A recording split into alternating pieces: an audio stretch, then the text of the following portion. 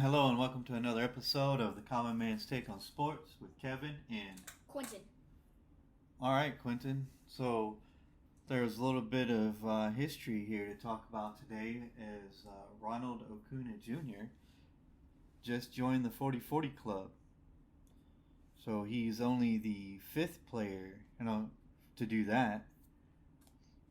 And there's only four other players who have ever done that. Jose Canseco in 1988, Barry Bonds in 1996, Alex Rodriguez in 1998, and Alfonso Soriano in 2006. So Ronald Acuna Jr. continues to make history in baseball this year to make a case for his MVP campaign, and so it doesn't stop there.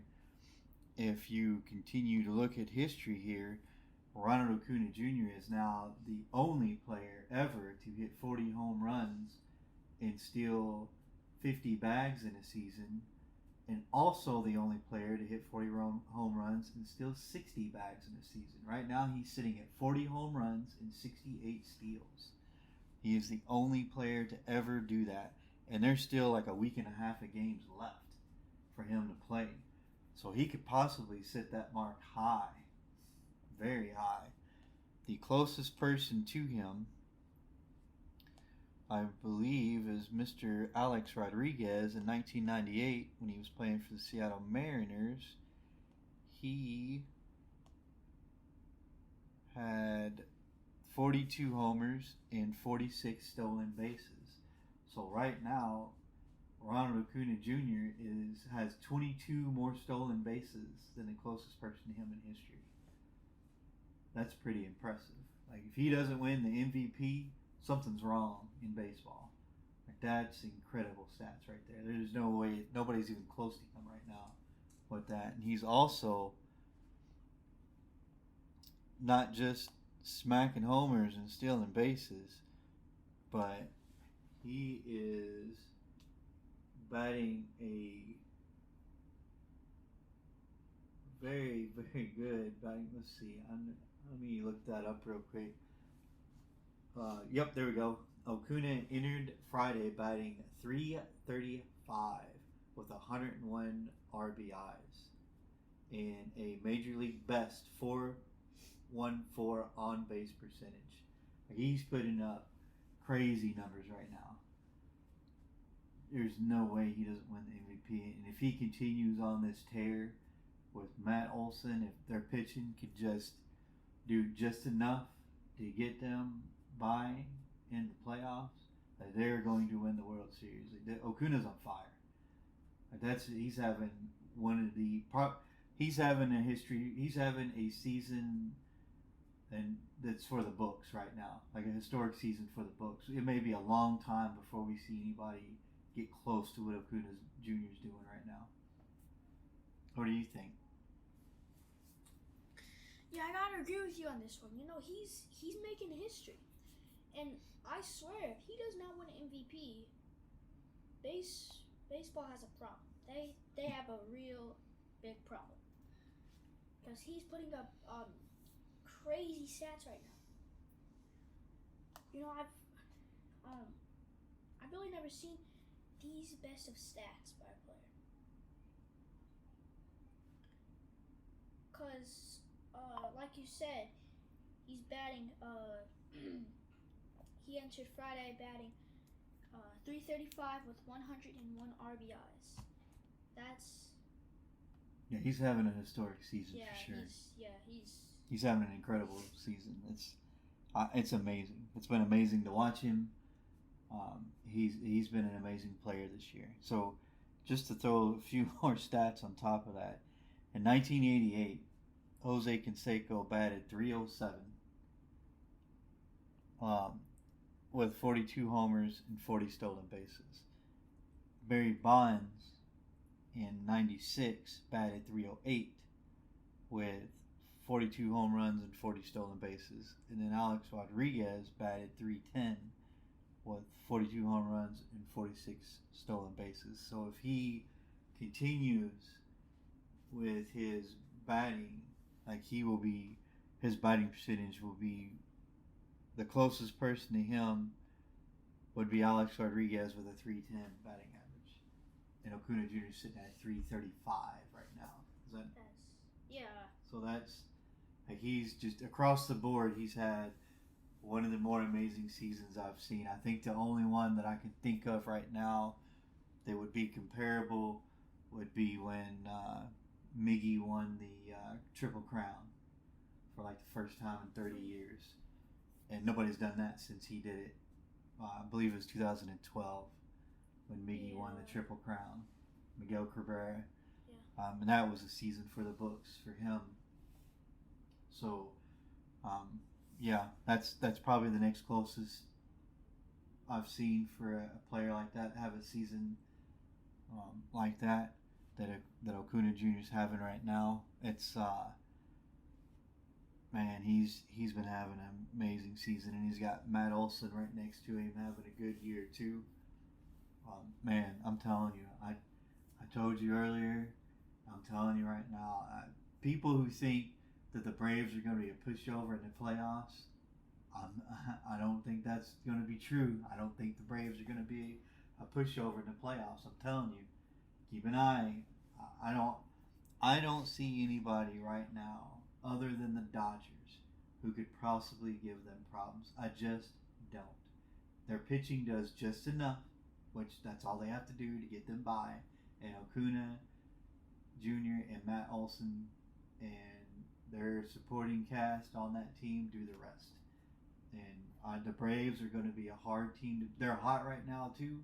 If they can carry that momentum into the playoffs, they are going to be a hard team to beat.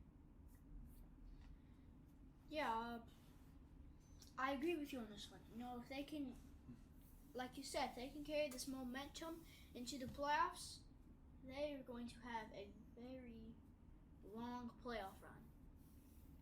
Absolutely. They're still my favorite to win the World Series right now. I don't see anybody that's shown me that they could beat the Atlanta Braves in a 7-game series in the World Series. Yeah, I gotta agree with you. The only team right now that can give the Braves trouble would be the Dodgers. The Dodgers, they're a good team, but they're not as good as the Braves. I think the Dodgers can give him lots of trouble in the playoffs, but not as much.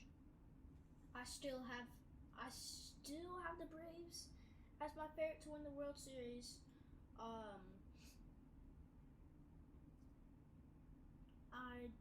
I just don't see the Tampa Bay Rays or the Baltimore Orioles getting in the World Series. I just don't really see anything in those top teams. But I see a lot in the Braves right now. Yeah, I really think that they are going to be a hard team to beat. The Baltimore and Tampa both look. Tampa's starting to get hot too, so that'll be interesting over in that division to see how that wild card ends up playing out. But right now, Tampa's right behind Baltimore. Baltimore barely has a lead over them for that division lead, so it's. But I agree. I don't see anybody in the American League that could beat the Braves. I just don't. Yeah. I mean, I really don't see any. I don't think the Rays have enough to beat the Braves, and I don't think the Orioles have enough. I think the Orioles are a good team, but I just don't think they have enough to beat this historic Braves team. Because Ronald Acuna Jr. is just leading the way right now. I don't think. I mean, he's like the best player on that team. I mean, if you're pitching and Ronald Acuna Jr. is up to bat, it's gonna look really ugly. I'm just telling you, it's gonna look really ugly. Because right now, he's setting himself up to be one of the best players the MLB has ever seen.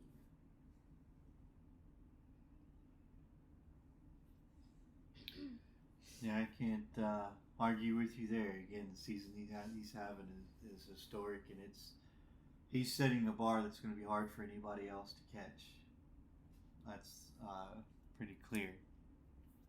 Yeah, that's been clear. You've watched. It's almost the end of the season. Now everybody right now should believe that Ronald Acuna Jr. is going to set high, very very high. He's already had very high expectations. Caleb Williams has. And now,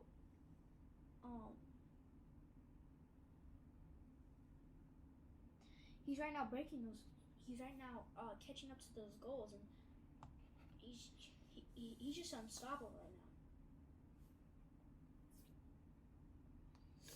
Yeah, he's definitely a thorn in a lot of people's side. Yep.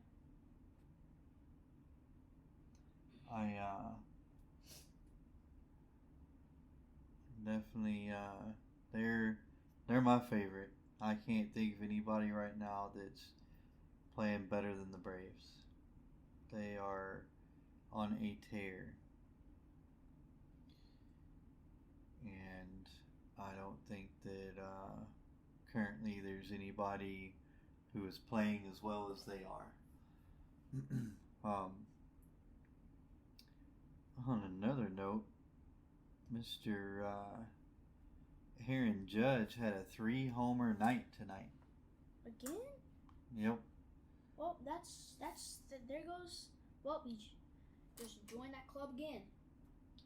I think he had another one earlier in the season. Yep. Shifting over to football, so I did see something that came out today that I guess Bryce Young's injury down there for Carolina is more serious than they thought with that twisted ankle, so he's going to be out for 3 weeks. So Andy Dalton will get the call for the next 3 weeks. Also, I saw where Anthony Richardson did not clear concussion protocol this week, so he will be out also in that Colts game. And I see that that injury to Joe Burrow is pretty a lot more serious than they thought in game, so he may not play this week.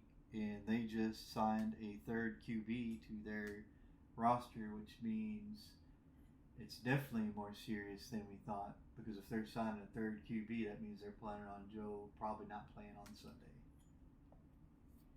Yeah, I'm just telling you, he's not playing on Sunday.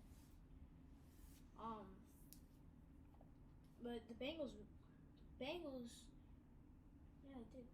did find a third QB. So right now, Yeah, they signed a third one. oh yeah, they did. So right now it's looking like Yeah, it's looking like he ain't playing. yeah, it's looking like he's not. He may be out for 1 week, but probably a couple weeks. That's interesting because that is the same calf that kept him out of the first game of the season that he injured in at the very beginning of training camp, if I'm not mistaken. So that seems like that's a lingering issue, and it could continue to be a lingering issue. And if that's true, then the Bengals are in a lot of trouble if Joe can't play. Yeah, I mean, lots of trouble right now. Because right now they're already 0-2, so this is not going to be a good start for the Bengals. Now that Joe's hurt, they don't have a quarterback. It's not good for Zach Taylor and the Bengals. So you remember what you asked me about the Baltimore Ravens earlier in the season? Had they built enough around Lamar with these off-season moves that they made to be competitive and maybe even take him deeper in the playoffs than he's ever been? So the Ravens are now going to be missing 7 starters this Sunday. So what did we talk about with the signings they made, right? They have to stay healthy. If they don't stay healthy, then the Ravens are going to be struggling to win some of these games. Health is now becoming an issue for them. Yeah, they've already lost 7 starters, and now, because they've lost, they still have Tyler Linderbaum out, Odafe Owe, Ronnie Stanley, Marcus Williams, Marlon Humphrey, Justice Hill, and Odell Beckham Jr. Yep, none of them are playing on Sunday. Well, Odell Beckham Jr. getting injured was kind of obvious. Yeah, I agree with his injury history lately, yes. But I think it's a minor ankle injury. But to be honest with you, I didn't expect him to play every game this year anyway. I assumed that they would probably have him on a snap count this year just because of his injury history and probably use him, sparingly in and out during the season. But the most significant about these injuries are Ronnie Stanley and Tyler Linderbaum, who both are offensive linemen. That's those guys that are supposed to be protecting Lamar, right? Yep. And so you're missing 2 of your starters. Linderbaum's the center, and Stanley's the offensive tackle. So that hurts when you lose offensive linemen like that. Justice Hill is a loss. However, they still got Melvin Gordon on the practice squad who they can elevate to play, and they still have Gus Edwards. So as long as Edwards stays healthy, they'll be fine. Yeah. So Marcus Williams and Marlon Humphrey being out, though, is significant for that defense because I don't think they're really that deep in the secondary. So that definitely makes a difference to lose those two.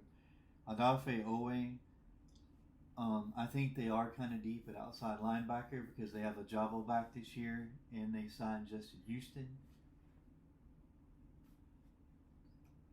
So I think they're okay there. They have a decent rotation.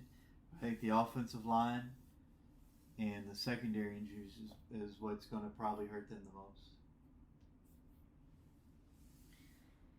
Yeah. Losing Odafe Owe it's not really going to be that big of a problem. Because you got David Ojabo and he's looking pretty good right now. I do think losing Marlon Humphrey was kind of a loss, but not really. It was kind of a big one, but not really. I do think the Ravens will be fine. After week 3, I think they'll be fine. They still have Kenyon Drake also, who they can elevate off the practice squad. But they're pretty deep at running back. I think they're fine. Plus, again, we've always talked about Lamar Jackson is obviously involved in the running game and provides an extra rusher at times. So that helps facilitate their running game. Yeah, it really does. Right now their running back room is stacked. I think they'll be fine without Justice Hill. He's a good player, but I still think they'll be fine right now. Because they got Gus Edwards, who's looking pretty good. Melvin Gordon on the practice squad. Kenyon Drake, they still have him too. So I think they'll be fine at the running back position. Wide receiver position, they're also stacked. I think they'll be fine there as well without Odell. Well, I believe Rashad Bateman's back, and he's supposed to take over for Odell this Sunday. Yeah, so then that will fill up the Odell hole. That'll fill up that hole. Let me see. Man, how close was I to that score for that Niners game? I said 28-10. That final score ended up being 30-12. Wow, that was close. What about that? No, got nothing to say? Yeah, I didn't think so. Ha! And Don't worry. One day you'll get as good as your old dad.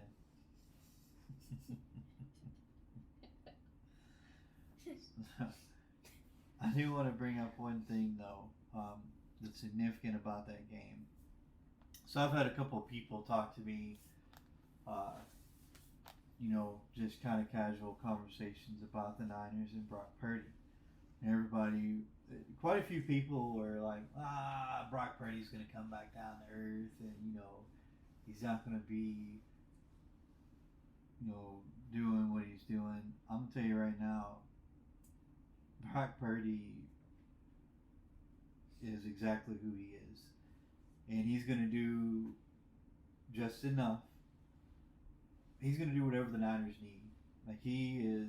The other night, Monday night, um, he was 25 of 37 for 310 yards and 2 touchdowns. Like Brock Purdy is going to do what they ask him to win, regardless of what it is, whether he throws for 100 yards or 300 yards. It's not about being a superstar. He just takes care of the football and he doesn't turn it over. And that's all you can ask out of your quarterback. When you have players like Christian McCaffrey, Deebo Samuel, George Kittle, right? All you got to do is not turn the football over and get it out to your playmakers, and that's what he does. And so, at the end of the day, Brock Purdy he's going to be just fine. I don't think there's any coming back down to earth. I think he is what he is. You see what he is day to day. He's consistent, and I think that's what it's going to continue to be. I do want to take a shout out in that game to my man, the Michigan man, Mr. Ronnie Bell, caught his first NFL touchdown in that game on Monday night. I think as time goes on, he's going to become a better wide receiver in the NFL, and he's going to contribute more to that offense. But I just wanted to call out Mr. Ronnie Bell. Yep. I saw he barely kept his feet in, but yeah, he got it. He got it. I know Brock Purdy did have one fumble, but the Niners were able to recover it, and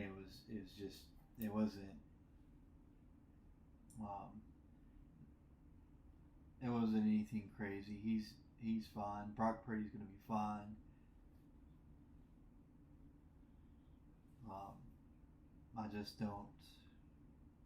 I think the Niners are still the team to beat in the NFL right now. They're my favorite for the Super Bowl right now, are the 49ers in the NFC. Yeah, right now it's either not the Niners or the Eagles right now. But right now, for me, it's going to be the Niners. But probably as the season goes on, the Eagles will get more comfortable. But for me right now, it's got to be the Niners as the NFC favorites. I think that last year when they got Christian McCaffrey, that really that set the Niners for now. Don't remind me, my Panthers are the one that traded him to the Niners. Yep. Well, they got a good running back. Well, they got Miles Sanders, so. Yeah, he's no Christian McCaffrey. Whatever. Oh, man. I know McCaffrey wanted to go somewhere where he could win. He didn't want to rebuild because when he came to Carolina, they were rebuilding. So I get it. He didn't want to go through another rebuild. He was tired of that offensive line they had getting smoked behind the line of scrimmage all the time. So I get it. I understood why he wanted to leave. I'm not mad at him. Yeah, I was about to say that, but no, I understand. That's exactly the reason why he wanted to leave. I mean, he was tired of just them rebuilding, and he just needed to go to another team. And now I think he's going to stay at the 49ers because he's actually at a team now that can actually win. But if he would have stayed at the Panthers just for one more year, a little longer, right now he would have a better quarterback.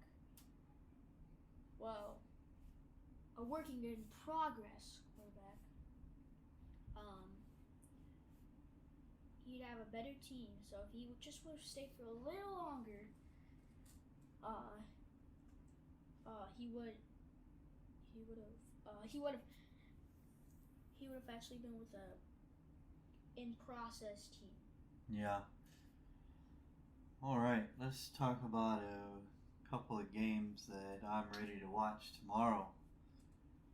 Obviously, I'm gonna watch the Michigan Rutgers game because I'm a Michigan fan. However, I will be checking out the Florida State Clemson game as well. I'm interested in that one to see how it goes. I'd like to see that.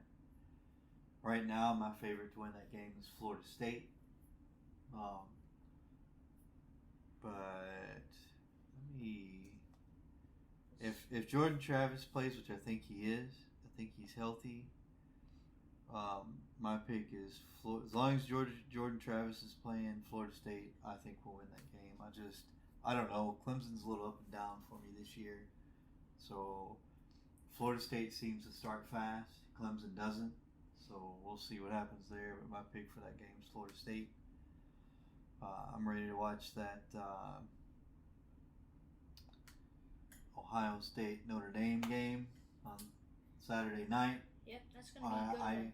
I think that for the first time in a long time, I think that Notre Dame really has a chance to win that game. That defensive line, I think Ohio State's weakness is their offensive line, and I think that plays right into Notre Dame's hands. And all Notre Dame has to do is figure out how to move the ball on that Ohio State defense, which the last couple of years hasn't been hard for some teams. And I think Notre Dame's got a real shot to win that game, so I think it'll be an exciting game. I think it'll be a good game to watch, and I'll definitely have my popcorn and beer out watching it. What do you think? Yeah, an exciting game that I'd like to watch would be the Alabama Ole Miss. Let's see what Jalen Milroe can do back as the starter against an actual conference opponent and not a future conference opponent. Okay. I'm excited to watch that one. Yeah, I'll probably give that a watch too. Yeah, I'd like to see how Milroe does after he got benched and then brought back. Yeah. Another one I want to watch is I want to see how Colorado does against Oregon. I want to see if Oregon completely takes away Colorado or Colorado fights, but Oregon comes away with the win. But right now, for me, the Colorado-Oregon game, I'm still voting on Oregon to win that one. I think Colorado and Oregon have a good fight, but I think Oregon comes away with that win. I'm also excited to watch the Florida State Clemson game. This is a tough game right now, but right now I'm going with Clemson. I think Clemson can beat Florida State right here. Continue that streak against them. Florida State does have good offense, but I just think Clemson. I think Cade Klubnik can really stand out in that game. Will Shipley as well. We'll see. Colorado-Oregon game. Yeah, you're right. I'll be watching that one for sure. I'll be watching that close to see if Prime Time can fix that defense. Because I'm tell you right now, I might be wrong, but man, Oregon. Right now, the difference between Colorado and Oregon is the defense. The Colorado Buffaloes are allowing an average of 463 yards a game to opposing teams. Oregon is only allowing 285.7 yards to opposing teams. Colorado's allowing 265 passing yards to opposing teams per game, and they're allowing 195.3 rushing yards, so almost 200 passing and 200 rushing yards. Almost 300 passing yards and almost 200 rushing yards per game that Colorado is allowing. Oregon is only allowing 158.7 passing yards and 127 rushing yards to the opposing team. Yeah, it looks like Oregon's offense is. The offense is also a little different too, cause yeah, they still got Bo Nix down there. Yeah, right now Oregon they average 587.0 total yards per game. They average 357.7 passing yards per game. Colorado has 418.0 passing yards per game. But on the rushing game, it's way different. Oregon averages 229.3 rushing yards, while Colorado only has 61.0. Only averages 61 every game. So they also, Coach Prime needs to fix that running game, because you can't just pass all day. You gotta hand it off. I mean, you gotta at least have more than 100 rushing yards per game. I don't think they've hit 100 rushing yards in a game yet, have they? I don't know. Let me check. Let's see. Did they hit one in the... Nope. They had 70 against Colorado State. 70. Against Nebraska, they had... Nebraska, what did they have? They had 58 yards. 58. And against TCU, they had 55 yards. So no, they have not had 100 yards rushing in a game yet. My guess is they're not going to get it against Oregon. And Oregon's a defensive team. So also Bo Nix is a very talented quarterback. Like Shedeur Sanders, he is athletic. And if he needs to, he can take off running with the ball to contribute to the running game. So I wouldn't be surprised if Oregon does a little bit of that in that game against Colorado. But right now, the difference in that game looks to be Colorado's defense. Both Oregon and Colorado average a lot of yards on offense. But I'm with you. I don't think I agree with what you're saying. I don't think you're going to sit back and pass all day against the Oregon team. Yeah, you can't pass all day against an Oregon defense. You've got to run the ball at least. Remember when Ohio State tried to do that a couple of years ago and Oregon beat them in their own house? Yep. I think the other thing that kind of goes against Colorado a little bit is, if I'm not mistaken, this is played at Oregon, is it not? Let me see. At Autzen Stadium? Pretty sure it's at Oregon's house. In their stadium. Let me see. Yep, right there. Oh, it's yeah. at Oregon. So I said that Oregon crowd's going to be loud. Oh, yeah. It's going to be loud and obnoxious. And that's probably going to be the first time that Shedeur Sanders is going to have to, be up at that line of scrimmage trying to call out plays and blitzers with that crowd just being loud and obnoxious and ruckus. So we'll see how he does. But I'm still leaning in Oregon's direction right now. But I think Colorado, if they can fix their defensive woes, they'll have a shot. We'll see what happens. But I don't think you're going to outscore an Oregon team. Yeah. Right now I'm checking the stats, and looks like Colorado's gonna have some tough playing against Oregon with let's see. Okay. For box score, Oregon got 227 rushing yards against Hawaii. There you go. Oh, go ahead. And Colorado hasn't even got 100 yet in their first three games of the season. Yeah. That doesn't make any sense. Doesn't make any sense, Dion. you've got to at least give more than 100. At least more than 100. Alright, so the last game that I want to highlight that I'll probably give a watch is the Iowa Penn State game. That'll be an interesting one. Iowa always has a tough defense. We'll see what happens against Penn State. If I'm not mistaken, the last time these two teams met was at Iowa, and I believe that Penn State I know Iowa won that game, didn't they? Yeah, I think so. So this one's at Penn State. I don't know if it's I don't know if it's a whiteout game or not. I'll have to check that out, but I know it is at Penn State. So we'll see how that goes. I know Iowa usually has a tough defense, so we'll see if Penn State can move the ball on that defense. This may be a low-scoring game because it's two tough defenses. Because Penn State has a pretty tough defense too. So we'll see. That's another game that I'm going to watch because I think it's going to be a pretty good game to watch. Yeah, and we'll see how Cade McNamara does because right now he's got 3 interceptions on the season, 4 touchdown passes. So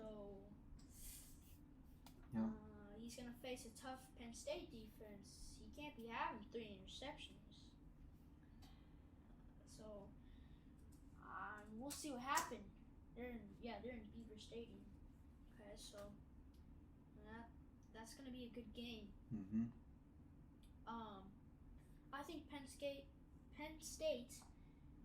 can just roll their way through this game. I don't think Iowa has enough offense.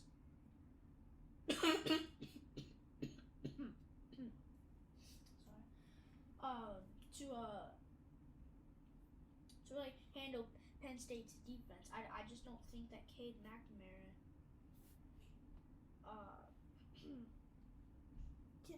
will be able to handle this Penn State defense. I don't think Drew Aller will be able to handle the Iowa offense or defense either. But right now, I think it's Penn State winning this 20-14. 20-14. All right, those are the games that are highlighted that I'm excited to watch and kind of see how they unfold. The only other game I may give a watch to is probably going to be the UCLA-Utah game. I might check in on that one just to see how it's going. Oh yeah, that's going to be a good one. I don't know if Utah's quarterback is going to be back this week. Let me see. I don't know if he's going to be back. I don't know if Cameron Rising is going to be back either. Yeah, I don't know. They haven't said one way or the other yet, so not sure about that one. If he's back, then I'd say Utah's got a good chance to win that one, although Utah's been winning their games so far anyway. Yeah, he's questionable, so that means he probably isn't playing. All right. Yeah, that's the highlight games that I want to watch. Most of the other games are just games that are either top teams playing soft games or just regular the rest of 5 playing. So those are our games that we're going to pay attention to and keep an eye on tomorrow. With that will be the end of our show today. Don't forget, we are on our podcast is on most platforms. We also have a YouTube page and a Facebook page that you can go to. The Facebook page is first name Kevin, last name Quentin, and the YouTube page is YouTube channel is the Common Man's Take on Sports, just like the show. Please subscribe if you like our show on the podcast site that you get it from, or if you go to YouTube or Facebook, please click that like button. Please subscribe. We appreciate you guys listening to our show. We hope you enjoyed it, and we hope that you return to listen to it again. Until next time, This is Kevin and Quentin. signing off.